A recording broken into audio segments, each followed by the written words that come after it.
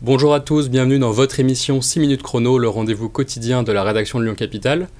Aujourd'hui, on poursuit notre série d'analyse du marché immobilier lyonnais, arrondissement par arrondissement. On va parler du 3e arrondissement.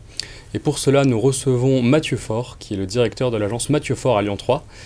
Bonjour et merci d'être venu sur notre plateau. Merci de votre accueil, bonjour à tous. Alors, on va rentrer un peu dans le vif du sujet. Lyon 3, c'est l'un des plus grands arrondissements de la ville. Il s'étend de Quai du Rhône jusqu'à bien à l'est après la Part-Dieu. C'est aussi le plus peuplé de la ville de Lyon. Tout à fait. Quelles sont les caractéristiques du marché du logement à Lyon 3 ? Quelles sont les typologies de biens que l'on retrouve dans cet arrondissement ? Le 3e, comme vous l'avez dit, est un marché qui est grand par sa superficie et qui a connu plusieurs histoires aussi par rapport au développement de la ville. Très recentré sur la Part-Dieu aussi et la gare.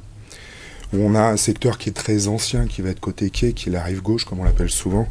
Et on va avoir le secteur un peu plus récent, un peu plus pratique, derrière la Part-Dieu. Et on a le dernier qui est Montchat, qui est souvent... pour les Montchatois, décrit comme la campagne à la ville. Donc c'est vrai qu'on a finalement des segments qui sont assez marqués sur le secteur du 3e, avec la voie ferrée qui est quand même une limite qui est marquée depuis des années et encore aujourd'hui. Et ce sont des appartements plutôt anciens, type avant-guerre On a un peu tout. On a un peu tout, justement, par rapport à la vie qu'a connu finalement le développement foncier de la ville, par rapport à ces générations, ces moments plus ouvriers, des moments... plus bourgeois, on le voit côté préfecture. On trouvait des immeubles un peu plus ouvriers, justement plus sur le secteur de la Part-Dieu, où il y avait encore beaucoup d'entrepôts, ce qui a du coup donné le fruit à beaucoup de promotions. Et on a du coup une mixité en fait qui est assez géniale pour nous à bosser, parce qu'on peut répondre à différentes problématiques. J'allais vous demander, c'est difficile de faire un profil type peut-être, mais on a une grosse mixité. Par le cahier des charges que peuvent nous donner nos clients, par rapport à ce qu'ils peuvent trouver aussi en fait physiquement, parce que l'équation c'est souvent aussi de savoir ce qu'ils peuvent trouver sur un îlot, et on arrive à répondre justement avec des budgets aussi du coup, parce qu'on va pas avoir les mêmes prix sur différents types de biens qui vont être différents. Est-ce que vous connaissez le ticket d'entrée? À partir de combien est-ce qu'on peut acheter à Lyon 3? C'est le minimum qu'il faut en fait. Le minimum, j'aime pas parler de minimum parce que c'est dénigrant aussi pour ceux qui sont sur cette typologie-là d'immeubles.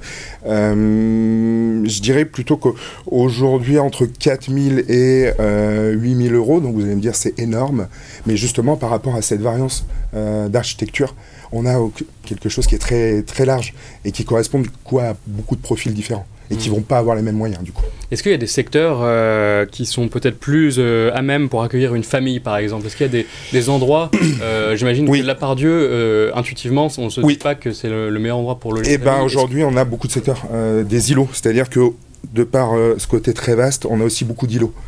Beaucoup d'îlots du coup avec des commerçants, des vies de quartier, beaucoup d'associatifs.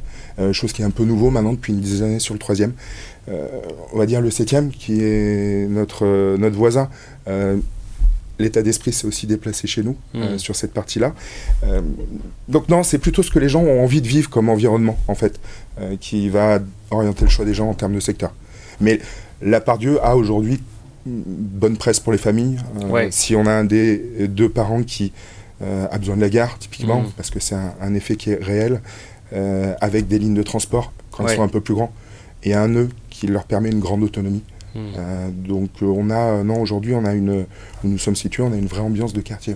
Ok, mais donc les familles ne sont pas forcément obligées de se décentrer vers l'est de l'arrondissement pour trouver en fait de la surface aussi. Alors ça va être un budget. Après, c'est toujours le même problème de ce produit en croire entre ce que les gens ont la capacité de faire et ce que le marché va leur proposer. Donc non, il n'y a pas de vérité là-dessus. Ok.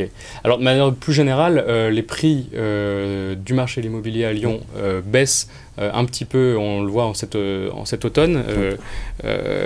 Lyon 3 n'est pas épargné. Vous, comment est-ce que vous analysez cette baisse? Comment est-ce que vous la ressentez? Est-ce que ce sont les prémices d'un effondrement du marché? Est-ce qu'il faut s'inquiéter? Effondrement, non. Peut-être, une remise à niveau peut-être de certaines choses, oui. Parce qu'il est vrai que pendant 4-5 ans, surtout avant, le Covid est passé, on va dire, la première année après Covid, c'était exponentiel. Et c'est vrai que pour nous, confrères, qui travaillons depuis pas mal d'années sur le secteur, c'était même pas normal. On avait à un moment plus de différence justement entre certaines typologies de biens. D'accord. Liées aussi à tout ce qui va être isolation, énergie, qui est un vrai sujet aussi. Il arrivait qu'on avait des appartements qu'on trouvait au premier étage, au 6e étage, qui avaient la même valeur. Donc finalement, c'est un rééquilibrage. C'est un rééquilibrage naturel. avec une vraie vérité, c'est qu'il y a beaucoup moins d'acheteurs, mais qui n'est pas lié au prix de l'immobilier, qui est lié à la capacité qu'ils ont pour l'acheter l'immobilier. Et on est tous concernés, on l'entend partout, c'est très médiatisé. Et après, à tort, peut-être aussi certains médias ne le rendent pas objectif, tout ça. Donc vont faire peur, surtout à des primo-accédants, qui sont quand même souvent la clé de voûte d'un marché immobilier qui est dynamique. D'accord. Et ce sont eux qui sont moins présents sur le marché. Ils sont moins présents parce qu'ils ont moins de capacité. D'accord. C'est la hausse des taux derrière dont vous parlez, ou c'est l'inflation générale? C'est la hausse des taux, c'est des gens qui vont être dans l'incertitude professionnelle parce qu'il y a des sociétés aussi qui sont fragiles.